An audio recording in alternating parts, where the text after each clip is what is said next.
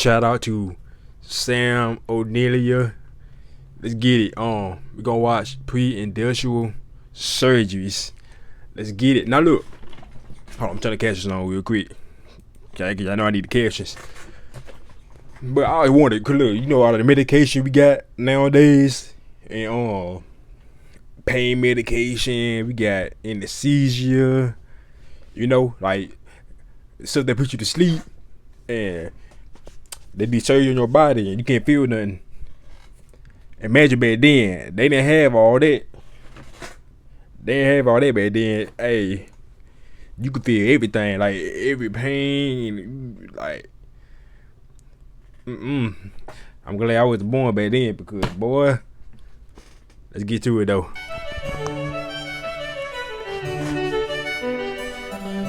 Hey kids, had a bad day? Well, could be worse. You could be living in a world without modern anesthetic. Today, we'll be talking about some surgical procedures carried out long before the development of medicine as we know it today. Now, once you go back a certain distance, the line between operation and mutilation is pretty thin. So, for our purposes, surgery refers to any bodily manipulation carried out with the intent of fixing some injury or illness. And away we go. The very first surgery that we have historical evidence for dates as far back as 6500 BC. It's called trepanning, which is a nice word for carving someone's frickin' skull open using nothing but a rock. Maybe a rock on a stick if you were lucky. In all seriousness though, you can see...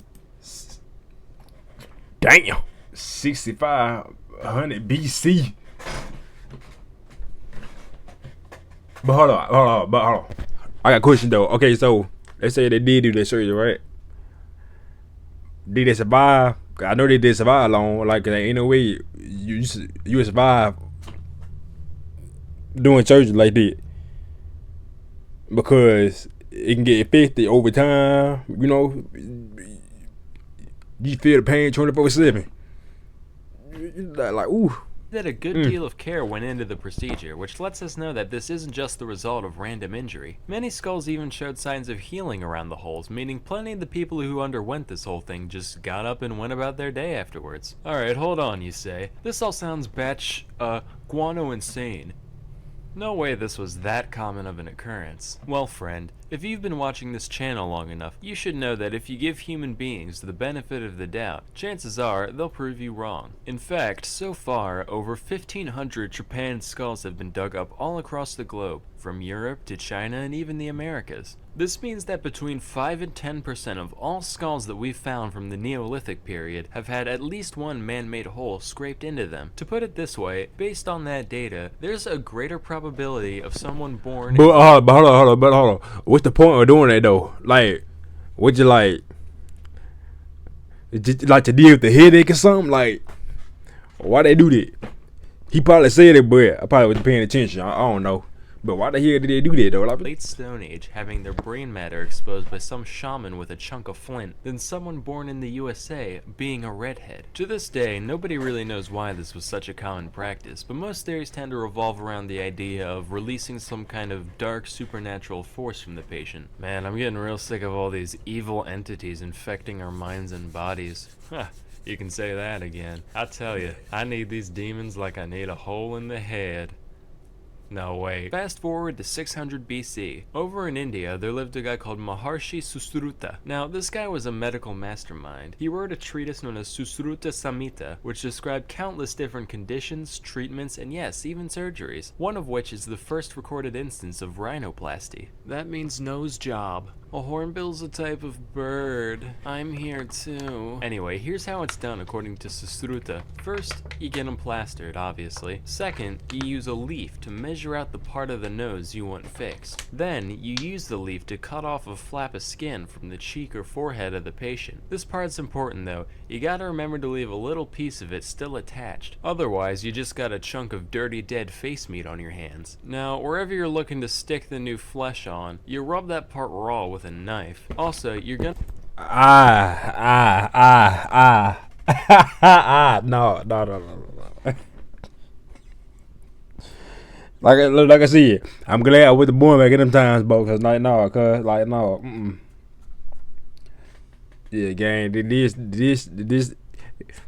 This ain't it. This ain't Don't it. want to stick This ain't 2 it. plant stalks in their nostrils so their nose keeps its proper shape. Slap the skin on, suture it, dust it with licorice powder for some reason, and cover it with cotton. Sesame oil should be regularly applied until the skin is fully healed. If you're like me, I already do that by default, so it shouldn't be an issue. Finally, at long last, your sniffer is reborn. Don't worry, you still look like a freak, just slightly less so. Moving on, our next surgery took place in 10th century Spain on Sancho I of Leon, otherwise known as Sancho the Fat. Now, normally back in the day, having some meat on your bones was a sign of wealth and power and all that, but this guy was like TLC documentary tier, to the point where he could hardly function as a human being. So his constituents said, "Greetings, your thickness. Yeah, you can't be king anymore on account of you keep breaking every horse we give you, and nobody wants to wash between your accordion-like neck folds no more." After his adipose got him deposed, Sancho decided to seek medical help for his condition, under the oversight of well-reputed physician Hasdai ibn Shaprut, which is an anagram for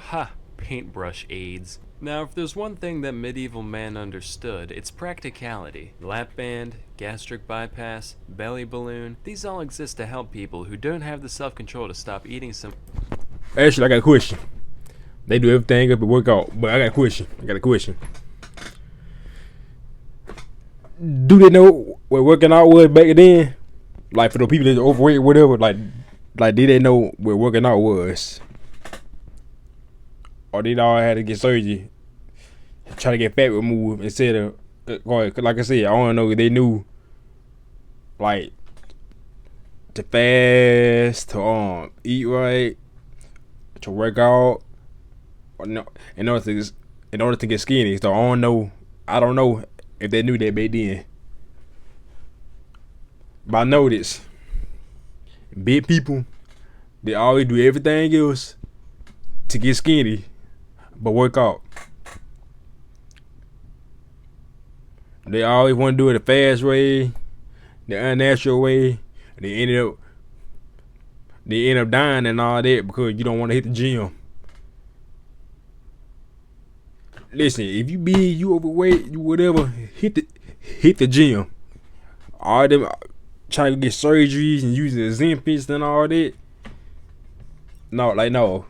You hit the gym. You hit the gym, eat right, and fast. And trust me, in no time, you will see body change. It depends how big you is, but in no time, you see your body looking real different. I did back in the gym too, thinking my games, you know what I'm saying? Didn't believe in beating around the bush. He said, "Well, why don't we just stop the patient from shoving food into his own greasy maw in the first place?" And decided to just up and stitch the dude's lips together. After the operation, the only nutrients that Sancho received came through a straw, in the form of a mixture known as thoriaca, which was a complex blend of several herbs, fruits, and seeds, including opium. It was basically the closest thing you could find to lean at the time, and lean he became, losing around half his weight before ascending to the throne once more. So this is the part of the video where I pander to the desires of the audience. If there's one thing I know you internet people can't get enough of, it's things going inside people's eyeballs.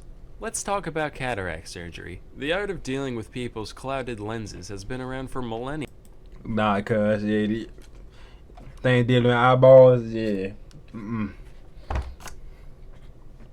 Believe it or not, that Susruta guy from earlier actually talked about the most common procedure for cataracts for most of civilized history, which is known as the couching method. Oh, you somebody lobotomy or something? A sharp object like a needle or a thorn, and ever so gently stabbing their eye hole at weird angles until the lens moves out. No lasers, no sedatives, no paralytics, just a rusty old pin and some elbow grease, the way God intended. The majority of the time, this operation didn't work, usually just damaging the already blind eye irreparably. Shocker, right? And even if it did go as planned, you still, didn't have a lens in your eye, so you essentially went from, "I can't tell if I'm dead or not," to, "Ah, yes, it is quite yellow out today.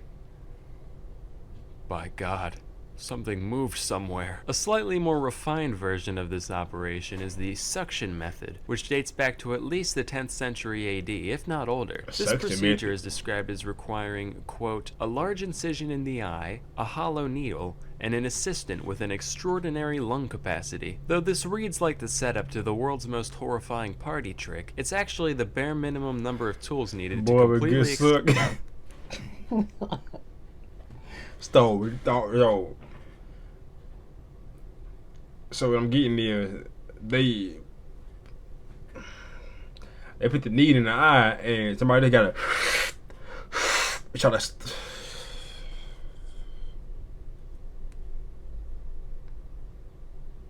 They, mind y'all, they did all day with no anesthesia, no pain medication. It just straight up lay down with no medication. None of it. You gonna feel everything. We're going deep in your eye, boy. Ooh. Extract the lens from the eye. In case you didn't pick up on how, here's a diagram. Yeah. This method generally I saw a figured. greater success rate and fewer complications than its non-extracting counterpart. So hopefully you can sleep well tonight knowing that the number of human beings who have sucked a piece of somebody's living eyeball through a straw is above 0. Anywho, let's all just be thankful that we live in an era where procedures like these are a thing of the Yes. past. Now remember kids, even though the surgeries I described here do sound pretty easy to pull off, please don't try them at home. But if you do, please put it on LiveLeak afterwards. But you know what you can do at home? Learn stuff about. Anyway, y'all, this it right there. Ooh. Yeah, that. Hey, I'm glad I'm living this era, boy. Cause Anyway, like, subscribe. I'm out.